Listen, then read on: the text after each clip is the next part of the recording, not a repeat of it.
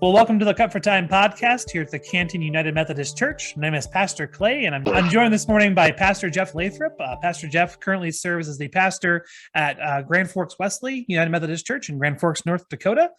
We've known each other for a long time. We went to seminary together, and just kind of by virtue of being a part of the same conference, have been running around in a lot of the same circles for a long time. And so just glad to have Jeff on with me today for today's Cut for Time conversation. So Jeff, how about you give our viewers and listeners a little bit more of your background? Who are you, and just what makes you tick in ministry, and just what's one Lenten discipline that you've been maybe holding on to during this Lenten season? Oh, yeah. Well, thank you. Yeah, again, Jeff Lathrop, all the way up here in Grand Forks, North Dakota. Really appreciative for the opportunity to have a conversation with my good friend Clay. One of the big things that makes me tick, or what really is a big part of ministry for me, is the aha, right? It's the aha for maybe that one person, that year, that week, whatever it might be. That's where it's at. It's that affirmation that something stuck, something made it through, that seed was planted, it was nurtured, whatever that might be. And then you get to see that journey and that growth. So that for me is that big payoff. That's awesome. And I really enjoy that, whether that's one of the kids at children's time on Sunday morning, or youth group, or one of the adults, whatever context that might be. That for me is where it's at. Now, since we're in the Lenten season, for me, the biggest one for me now as a pastor, I don't know about for you, I really am blessed with being able to go down to either the chapel or the sanctuary and just have a conversation. As a matter of fact, I did it yesterday. Nice. And I really love having holy conversations, but being open, honest, and vulnerable, and naming some of those things that I've been struggling with. Some of your listeners and viewers may not know this, but I'm usually pretty good at reaching out to my guys, including you. Yep, definitely. To ask the question that I ask myself once a week: what is one thing that can be celebrated? What is one thing that needs to be let go of? And what can I be in prayer for with you? And I am very focused on the things I need to let go of. Like, it's too easy for us to get so caught up and hyper-focused on something that's just going to make us feel anxious, angry, and distracted. And so there's been a lot on my plate. And I know from your message here on Sunday, you shared a vulnerable time in your life as well. Yeah, definitely. Yeah. Wow. Well, that's awesome, Jeff. Thanks for sharing that. And just want to say thank you for being the type of guy that does check in. It's one of the things that I'm trying to grow in is my, I think of, just how good you are at doing that. And I think to myself, I need to be more like Jeff like that. So I just appreciate that a lot. So, yeah. Yeah, so Sunday, we continued our message series here at the Canton Church. We're walking through what was started as 7 essential questions, but then Ash Wednesday asked us a pretty good question too. And so I've just been calling it essential questions for the season of Lent. And the question was, where is God? And so that was kind of our focus. Through the past couple of weeks, we've done who is Jesus? Who do you say that I am? What matters most? What are our priorities? We talked about acceptance a couple of weeks ago, and am I accepted in God's presence? And the answer is yes. And then Sunday was, where is God? And then kind of, where is God? ... Kind of talking about those moments where life doesn't necessarily make sense, and we've been just needed to be reminded of God's presence in our midst. So yeah, that was a heavy topic to jump into. I mean, when you were talking about that meme that has been making its way across, I'm really tired, I'm really exhausted of living through these major historical events, and yet any of us who've been around for any moment of time, we've also heard that we're going to live through history that repeats itself. Right? Sadly, we are a broken people. Right. And broken people have a tough time learning some of those hard lessons from the past. Yeah, for sure. That should inform our future.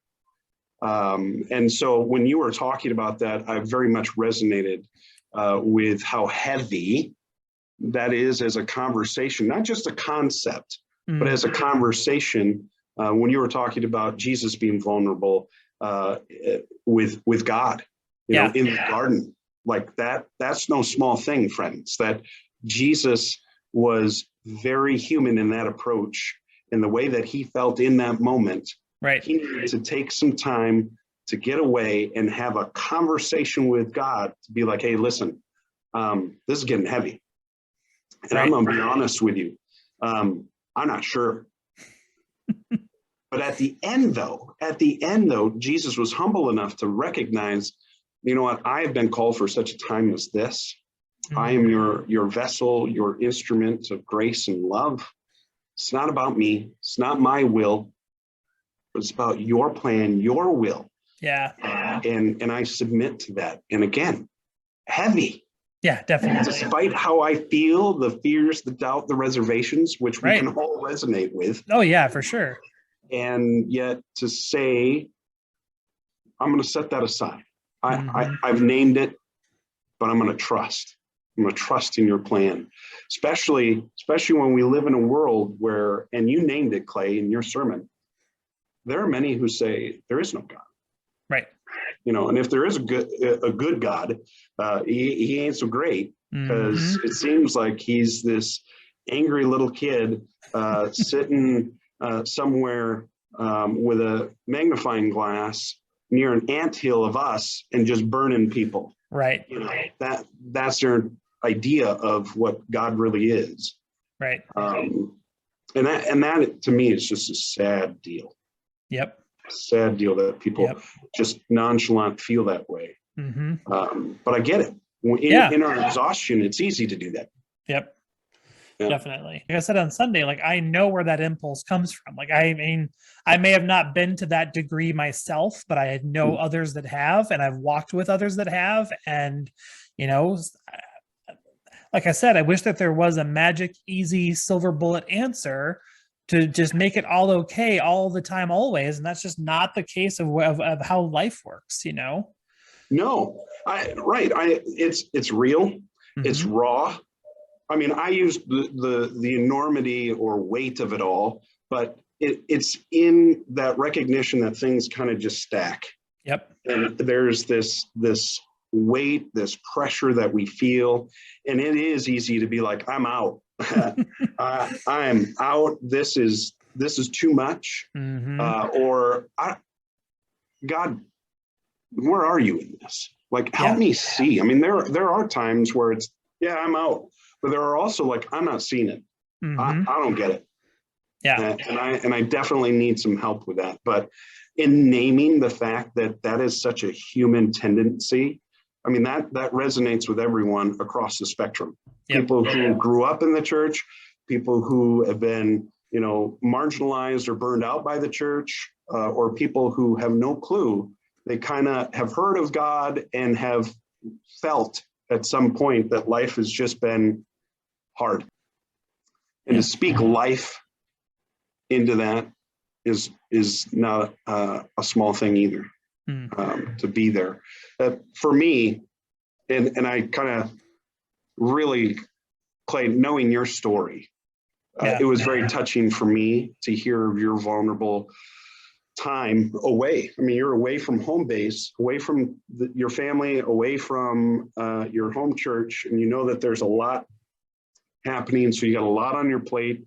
You feel this weight, the enormity of it all, and someone simply lays their hands on you, prays for you, doesn't say, I have all the answers, here's how you can fix it, but sits and prays with you, cries with you.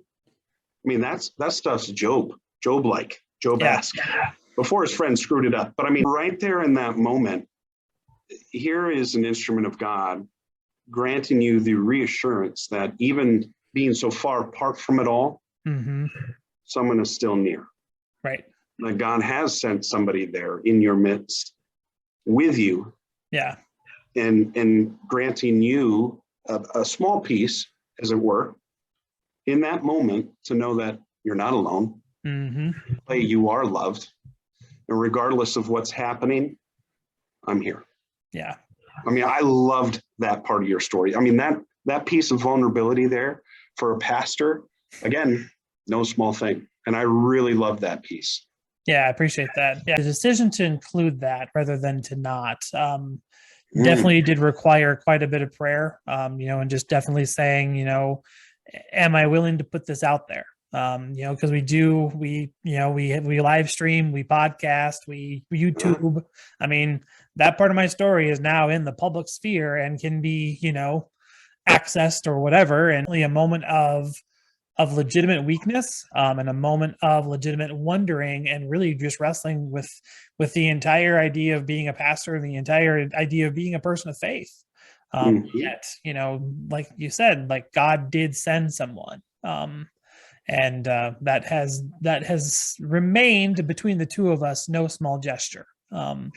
We don't have to reference that with one another, but like I know that he knows how much that meant to me, and he knows that was really a powerful moment, and that I know that was a powerful moment for him too. So right, and it's one of those beautiful pieces of God's prevenient grace that goes before we even hit that, like you say, hit that moment of weakness where you're just questioning, and yet there was someone there. And to feel that connection, that's real. And that is powerful. And like I said, it was a powerful witness. And it is no small thing for you to share that part of your story, your journey. Like you say, here I am having one of those moments of questioning, where are you, God? This is not easy for me. And as a person of faith, I'm struggling with that. I'm wrestling with that. And I really loved, again, your message intertwines. I mean, you brought Jesus into this, right? How many people stop and think how difficult some of that must have been for Jesus? I mean, so often, as preachers and teachers of God's word, we don't get to necessarily unpack it with them. Yet you did in a very personal way. Yeah. You set it up, hey, Jesus struggled with some of this. Yeah. There was a moment. It was real. And then you shared that moment, giving them an opportunity to kind of go, wow, even a pastor hits that note sometimes.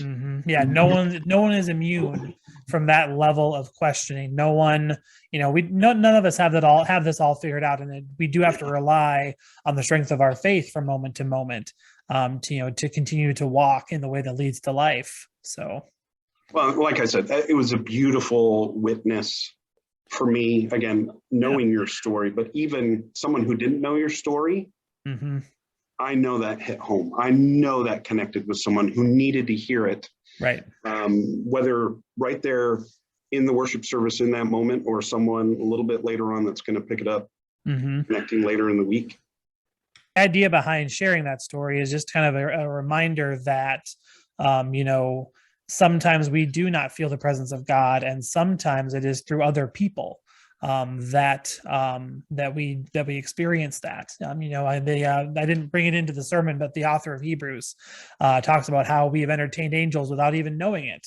But when we have done, when we've extended hospitality, or when we have been the hands and feet of Jesus to somebody else, Jesus says in the parable of the sheep and the goats, the judgment of the nations, like, you saw me hungry and naked and poor and sick and in prison, and you did something about it.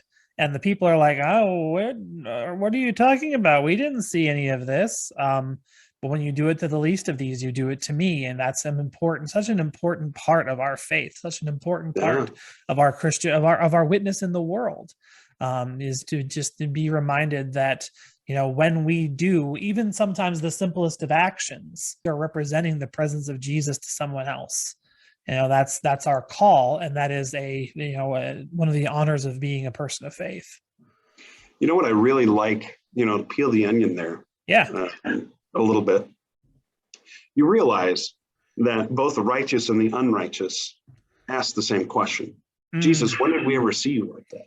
Right. Right. This kind of goes to who you are down in your bones, Right. kind of who you are, understanding your identity in Christ, the mission of the church and what you really truly believe in, right? How consistent can we be in a very inconsistent world where it's easy to otherize, dismiss, yet still call myself a Christian or claim the name Christian, yet still say things, do things that cause harm, that don't glorify God or lift the name of Jesus, even in those moments that people do know. And even if they didn't know, they should know by the way that we love on people. You will know my disciples by their love, their witness, their love, how authentic they are in those moments. So for me, that's another powerful piece in that scripture. I remember reading that and being floored. Wait, I can understand the unrighteous not knowing. How is it the righteous have no idea that that's what they were doing? Right. So yeah, it's very powerful to understand that having Dan there, or any other moment in our lives too, we could have been that person for someone else. Yes, absolutely. And not even known the enormity of what they were going through, because Dan didn't go, oh, please tell me all about it. Yeah. When you're ready, you'll probably share, but I'm not here to just crack open that jar and let's go. Right. Yeah. And so, yeah, no, it's great. That was beautiful.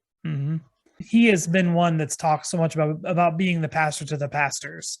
And like, that is him living that out in such a real way, you know, because like I said, he knew some of the story. He didn't know everything. All he saw was me having a really hard time. And, you know, even the simplest gesture, like before anything else happened, just his hand on my shoulder, that alone meant the world to me, because I did just feel so isolated in that moment. And, you know, yeah, just to be reminded that I wasn't alone, you know, really was the biggest deal. And like I said, in the story, or after the story, everything was not okay. Like, it was still a long drive back to South Dakota. It was still a long couple of months and a very long year. Like, the punchline of the story is that we ended up not moving. Our senior pastor did. And we ended up with an interim. I was ending up, you know, kind of by myself for a while. Like, it was a very uncertain season of ministry, you know, and everything wasn't okay just because we had that one moment of prayer. But at least I knew I wasn't alone. And that was continually true, because the situation didn't just resolve itself because I got home from Seattle. The situation resolved itself when I left. Well, and I mean, you pull on that thread a little bit more, right? You're hitting home here. I knew I wasn't alone. It didn't like fix everything. No. Like, all of a sudden the journey wasn't like, aha, this is all I need to do, or this is going to be great. There was no switch. Like you said, there is no easy fix. Life is complicated. Sometimes life sucks. True. We could just name. Sometimes it's unfair and it sucks. And when you feel beat up on and alone, it's hard. It's difficult, and we can name it. But like you said, Dan set the stage to help you remember you're not alone. They didn't fix everything. Right. Not even for that next, like you said, all the stuff that was happening in between for that next year or so, you know, it was still a journey. We're still, you know, lost in translation. Not sure. Is that going to happen for me? It's very much the journey of humanity wrestling with the now, the what will be, without the guarantees of what's the plan. Yep. I want it. I mean, and yet we, as humans, to a fault, we like to have it listed out. You know me, I like to plan. Right. Oh, yeah. But even our plans, as well laid out as they might be, or thought out as they might be, you've got to leave room. You got to have room for God to be at work in the midst of it, in the midst of that whole time, even when it didn't seem to make sense. Yep. We have the gift of hindsight, right? Now you could take a look at that journey. I could take a look at that journey and be like, wow, there were some moments there that were, wow. But also, like you say, I wasn't alone. Mm-hmm. And that makes it that much better of a story to share, but also a great, powerful witness that, hey, we all struggle with that, regardless of whether you have an MDiv or a doctorate. Right. It's real for all of us, and we all deal with that. And that's what I said. To me, when I watched it last night and I watched it again this morning, I was just like, that right there almost wrecked me every time. Because I know your story, and I know that it wasn't a small thing, but you're right. It didn't fix it. It helped. Yes, for sure. For sure. Yeah. And I love that. Yeah, thanks. I got a lot of really good feedback from people after church on Sunday, just saying, and like, I mean, I'm one that's willing to be vulnerable in the pulpit. Like, I will tell, personal stories, and I don't want to be the hero of every story either. And so I'm willing to lay it out there and be that way. And, I know the congregation here in Canton's really appreciated that. So, yeah. Well, I really thought that was a great witness to who you are, because you are vulnerable, you're open, you're willing to do that. Pretty much. But you also did it so that it connected. Mm-hmm. You're connecting the overall piece of Jesus, the God-man, right, who lived our lives, died our death. I mean, his death wasn't great. No, not at all. Like you said, even the words from the cross beg the question, what's going on here? Right. That's all real, man. That's life. And I mean, it was just great. I couldn't say enough of it, and how much I really appreciated that. So I'm not surprised that you got a lot of great feedback, because it affirms not just who you are, Clay, but the way that message connected. Yep. Right. It isn't about serving a purpose, but it's that connective tissue that helps our congregation members do the aha. Right. The only real thing that I cut was just kind of in the introduction. I had a few more examples of like those moments in our history where we all remember where we were. Oh yeah. 9/11. You shared about 9/11. I remember being in college when that happened. No classes, and I couldn't figure it out until I went to the Union Hall to go grab breakfast. Like, nobody's anywhere. Well, everybody's there watching the TVs. And yeah, I remember that day. Yeah.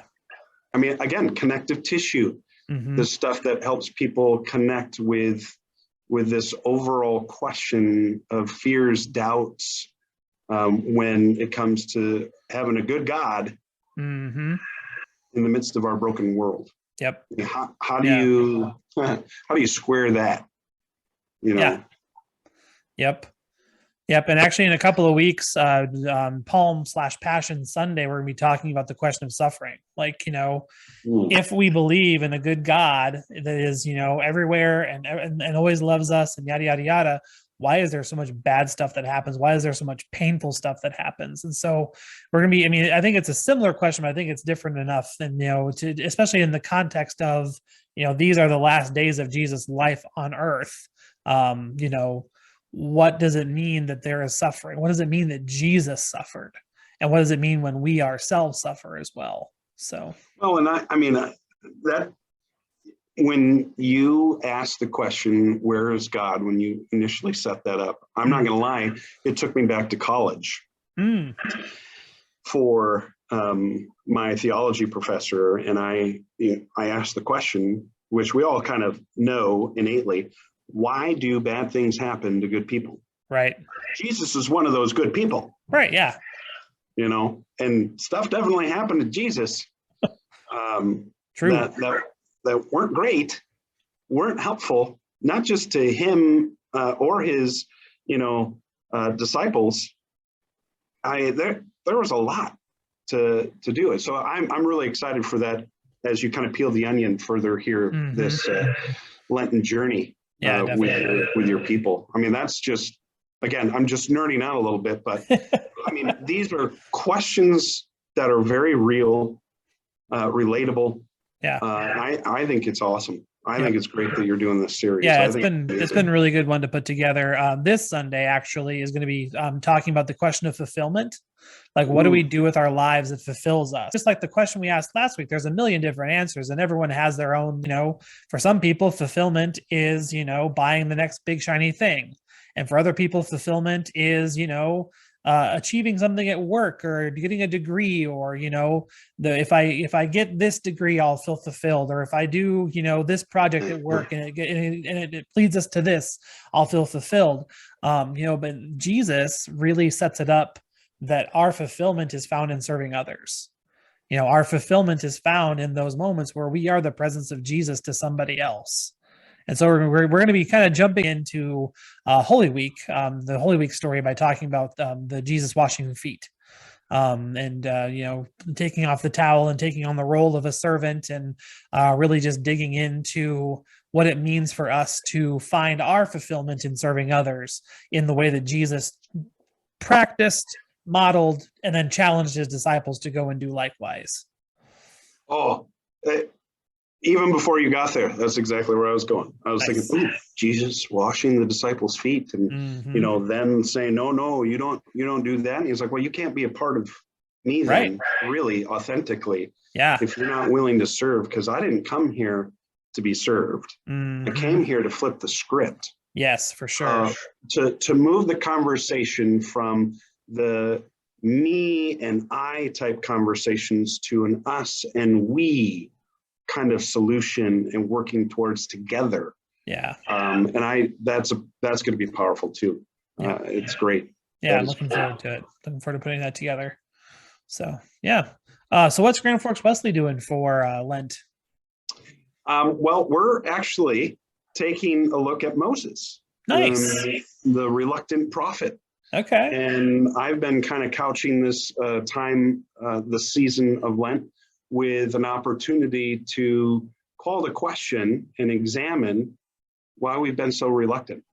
Ask the question of the why for the reluctancy. Why am I so reluctant to trust in these areas, whether it's in the workplace, the school, or in the church? In whatever context, can we take some time to provide some space to really identify the why of our reluctancy? I mean, we started right away. I said, hey, Moses's mom was very reluctant to follow the decree of the Pharaoh. I wonder why that is. I said, has anybody looked into the eyes of a newborn?